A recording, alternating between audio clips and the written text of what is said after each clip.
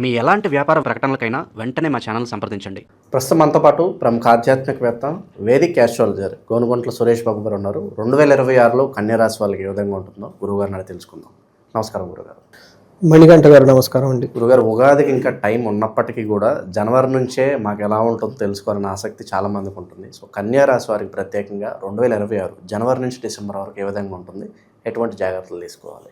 So ఈ video ఈ కన్యారాశి వాళ్ళు మొత్తం ఫుల్ లెంత్ చూడడం అవసరం లేదేమో అనుకుంటున్నా. ఒక ముక్కలో చెప్పమంటే చాలా బాగుంది. టైం ఏదైనా ఉంటే ఆఫీసులకి డ్రైవ్ చేస్తా అంతా ఎన్నో అవసరం లేదు. ఇంతటితో క్లోజ్ చేసుకుని మీరు చక్కగా వెళ్ళిపోవచ్చు. నిజంగా బాగుంది. కొంచెం టైం ఉన్న వాళ్ళకి డీటెయిల్గా చెప్పుకుందాం. కొంచెం మంది ఏంటి నిజలా చెప్తున్నాను అనుకోవడానికి మనం టెక్నికల్గా ఎక్స్ప్లెనేషన్ ఇచ్చి మాట్లాడుకుందామండి. ఫస్ట్ 2026 సంవత్సరంలో కనుక చూసుకుంటే ఒక బెస్ట్ ఇయర్ ఇది టోటల్ జనరల్గా అన్ని సంవత్సరాలతో కంపేర్ చేసుకుంటే. ఎందుకు అని అడిగారు అనుకోండి, ఈ సంవత్సరంలో ప్రతి ఒక్కరికి నాయకత్వ లక్షణాలు కలిగి ఉంటారు బై డిఫాల్ట్. ఎప్పుడైతే నాయకత్వ లక్షణాలు ఉన్నాయో వీళ్ళలో కాన్ఫిడెన్స్ చాలా బాగుంటుంది, ధైర్య సాహసాలు ఎక్కువగా ఉంటాయి, రిస్క్ టేకింగ్ ఎబిలిటీస్ చాలా బాగుంటుంది. ఏదైనా సాధించాలి, ఉన్నతంగా ఎదగాలని తపన ప్రతి ఒక్కళ్ళలో ఉండి ప్రయత్నాలు చేస్తూ ఉంటారు. దీనితో పాటు వీళ్ళకి కొత్తగా ప్రాజెక్టులు స్టార్ట్ చేసుకోవటం, కొత్తగా బిజినెస్లు స్టార్ట్ చేసుకోవటం, కొత్తగా బెటర్ ఆపర్చునిటీస్ గురించి చూస్తూ ఉండేసి కొంచెం రిస్క్ అయినా కానీ అందులో ఎంటర్ అయ్యే అవకాశాలు ఎక్కువ ఉంటుందండి. సో ఇలాంటి ఈ టోటల్ ఇయర్లో కన్యరాశి కనుక చూసుకుంటే కన్యరాశి వాళ్ళకి 2025 సంవత్సరంలో బెస్ట్ రాశుల్లో ఒక రాశి. అయితే మధ్యలో కొన్ని గ్రహణాలు అవి ఇవి రావడంతో ఆ గ్రహణాల మూలంగా కొంచెం ఇబ్బందులు పడ్డారు. ఒక 12 నెలల్లో ఒక 4 నెలలు ఇబ్బందులు పడ్డారు. మిగతా 8 మంత్స్ చాలా బాగుంది. అయితే ఈ సంవత్సరం కనుక చూసుకుంటే వీళ్ళకి లాస్ట్ ఇయర్తో కంపేర్ చేస్తే చాలా బాగుంటుంది. అంటే మళ్ళీ నేను ఒక స్టేట్మెంట్ చెప్తానంటే ఉన్న 12 రాసుల్లో బెస్ట్ రాసులు ఏదైనా ఉందంటే కన్యరాశి ఒకటి. ఫస్ట్ ర్యాంక్ ఇస్తారా వీళ్ళకి? ఫస్ట్ ఏమైనా కానివ్వండి, ఖచ్చితంగా సెకండ్ అయితే ఇస్తాను. ఎందుకంటే మనకు 12 రాసులు కాబట్టి 1 2 3 1 2 3 1 2 3 ర్యాంకింగ్లు ఇచ్చుకుంటే కొన్ని న్యూట్రల్గా ఉంటుంది. ప్రోగ్రెసివ్ సైడ్లో ఉండే రాశి ఇది, నో డౌట్ ఆన్ దట్. రాసి పెట్టుకోండి, కామెంట్లో పెట్టేసుకోండి. ఇన్ కేసు బాగలేదంటే ఇమీడియట్లీ నాకు కాల్ చేసి అడగండి ఎందుకు బాగలేదండి. వాళ్ళకి కూడా తెలుసుకోవాలి కదండి, తెలుసుకుంటే తెలుస్తుంది. లైఫ్ ఇదంతా మన మహర్షులు ఎందుకు ఇచ్చారు, చక్కగా జీవితంలో దూసుకొని వెళ్ళిపోవాలి. ధర్మార్థ కామ మోక్షాలు విపరీతంగా చేయాలంట. మనం చేసినంత గొప్పగా ఎవరు బిజినెస్ చేయకూడదు, మనం సంపాదించిన ధనం గొప్పగా ఎవరు సంపాదించకూడదు, మనం చేసినంత గొప్పగా దాన ధర్మాలు ఎవరు చేయకూడదు. ఈ లైఫే ఉంటుంది, ఒకటే లైఫ్. మనం అనుభవించినంత భోగం ఇంకెవరు అనుభవించకూడదు. అలాంటి యాటిట్యూడ్ ఉండాలని చెప్పేసి మన శాస్త్రాలు చదువు. అందుకని దీన్ని పురుషార్థాలు అంటారు. ఏమంటారు? పురుషుడు సంపాదించుకోవాల్సిన ధనం ఏంటంటే ఇవేనంట. జాబు, ధనం సంపాదించుకోవటం, విపరీతంగా ఎంజాయ్ చేసేయటం, విపరీతంగా దాన ధర్మాలు చేయటం. నేను జాబే సరిగా చేయను, శాలరీ సరికాదు, సరాకొర నా కోరికలు తీర్చుకుంటాను, అసలు పిల్లికి బిచ్చం కూడా పెట్టాను, ఇంకేం లైఫ్ అంటే. అలా కాకుండా ఉండటం కోసం మన మహర్షులు ఒక సైన్స్ని ఇంట్రడ్యూస్ చేశారు. అది జ్యోతిష శాస్త్రం. లైట్ వెలుతురుని చూపిస్తుంది అనమాట. ఎందుకు ఈ రాశి వాళ్ళకి ఇలా చెప్తున్నానంటే గోచార రీత్యా చాలా బాగుంది వీళ్ళకి. కానీ ఇంకా ఎక్కడో ప్రాబ్లం ఉంటే ఇండిపెండెంట్గా మీ జాతకం చూపించుకోవాల్సిన ఫస్ట్ రెస్పాన్సిబిలిటీ మీది. ఎందుకంటే మనకి తల్లిదండ్రులు పుట్టిన వెంటనే ఫస్ట్ జాతక చక్రం రాసిచ్చేస్తారు, జన్మ కుండలు రాసిస్తారు. ఎందుకని?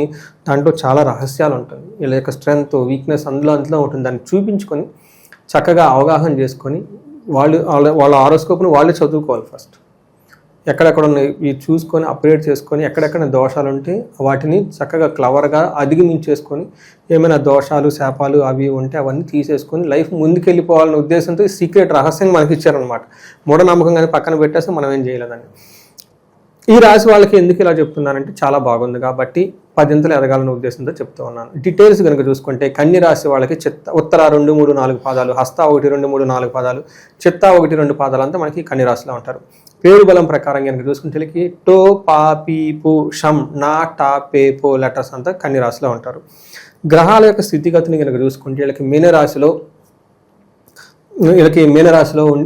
మీనరాశిలో శని ఉన్నారండి.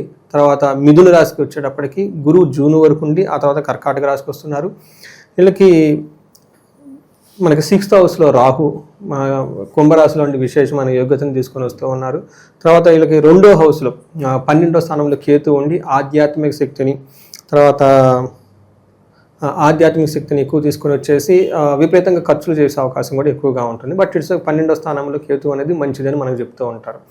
ఓవరాల్ ఖర్చులు ఎక్కువ ఉంటాయి, అది కూడా ఆధ్యాత్మిక సంబంధించిన ఖర్చులు ఎక్కువగా ఉంటాయి అని మనకు చెప్తూ ఉంటారు.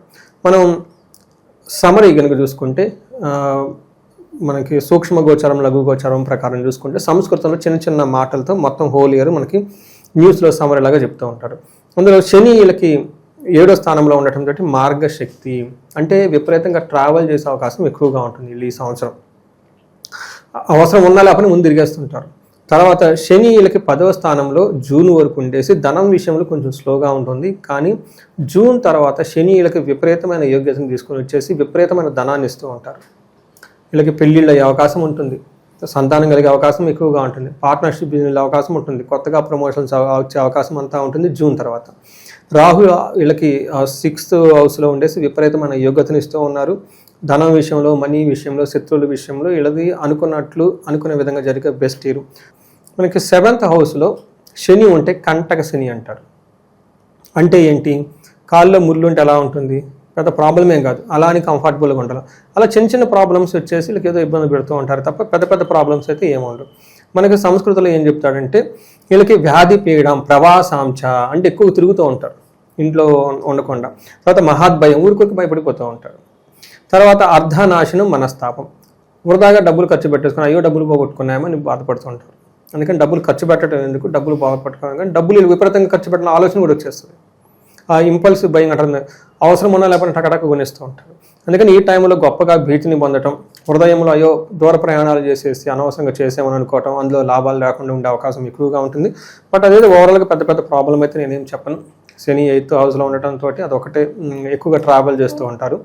12వ స్థానంలో వీళ్ళకి ఏమవుతుందంటేనండి కేతు ఉండటంతో ధనానికి సంబంధించిన వ్యవహారం, ధన ప్రవాహం, లవ్స్ అంటే ఎక్కువ ఖర్చు పెడుతూ ఉంటారనమాట.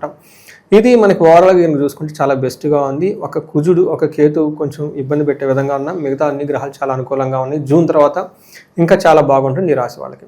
వీళ్ళకి జూపిటరు 10వ స్థానంలో ఉండేసి కొంచెం ఇబ్బందిగా ఉన్న రైట్ కండిషన్ ఒక 6 నెలలు. తర్వాత గురువు వీళ్ళకి 11వ స్థానంలో రావడంతో చాలా బాగుంటుంది. ఫస్ట్ 6 months వీళ్ళకి ఎలా ఉంటుందంటే మనకి సంస్కృతంలో మహర్షులు ఏం చెప్తారంటే ధననాశో ధనచ్ఛేద వృధా సంచారణం భయం స్వజనై దోషణం చేయవ దశమస్తే గురు భవేత్.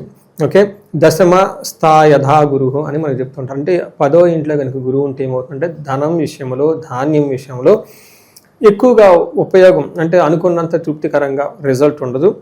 వృధాగా ప్రయాణాలు చేసే అవకాశం ఎక్కువగా ఉంటుంది. వాళ్ళకి సంబంధించిన సొంత మనుషులు, సొంత ఎంప్లాయీస్, సొంత వాళ్ళు వీళ్ళని ఇబ్బంది పెడుతూ ఉంటారు. బట్ వాళ్ళు ఏం చేయలేరు, ఇబ్బంది పెడుతూ ఉంటారు చిన్న చిన్నవి. ఇక్కడ ప్రాబ్లం ఎక్కడ వచ్చిందంటే తర్వాత నెక్స్ట్ ఏమవుతుందంటేనండి జూన్ తర్వాత గురువు వీళ్ళకి ఇక్కడ అంటే 11వ స్థానం, గురువు వీళ్ళకి 11వ స్థానంలో రావడంతో విపరీతమైన ధన ప్రవాహం వస్తుంది. ఏ విధంగా అంటే మనకి సంస్కృతంలో మహర్షులు ఏం చెప్తారంటే యశో వృద్ధి అంటే కీర్తి ప్రతిష్టలు పెరుగుతూ ఉంటాయి. తర్వాత బలం తేజం, బలవంతంగా ఉంటారు, తేజవంతంగా గ్లామరస్గా ఉంటారు. సర్వత్ర విజయసుఖం, అనుకున్న పనులన్నీ చేసుకుంటూ చక్కగా ముందుకెళ్ళిపోతూ ఉంటారు. అంతేకాకుండా శత్రునాశ అంతః, వీళ్ళకి ఇప్పటిదాకా ఇబ్బంది పెట్టిన శత్రువులు ఎవరు ఉంటే వాళ్ళు వీళ్ళ కళ్ళ ముందు కనపడరు. వీళ్ళ బాస్ ఎవరైనా ఉంటే ఇబ్బంది పెట్టిన ఆ బాస్కి ప్రమోషన్ చాలా ఎగిరిపోతాడు. సో ఇట్లా ఎవరైనా కనుక ప్రాబ్లమ్స్ ఎవరైనా కనుక చేస్తూ ఉంటే కావాలని వీళ్ళని ఇబ్బంది పెట్టేవాళ్ళు ఉంటే వీళ్ళకి కనుచూపు మేరల్లో వాళ్ళు ఉండరు, వెళ్ళిపోతూ ఉంటారు. నైబర్స్ ఎవరైనా ఇబ్బంది ఉంటే నైబర్స్ ఖాళీ చేసి వెళ్ళిపోతారు.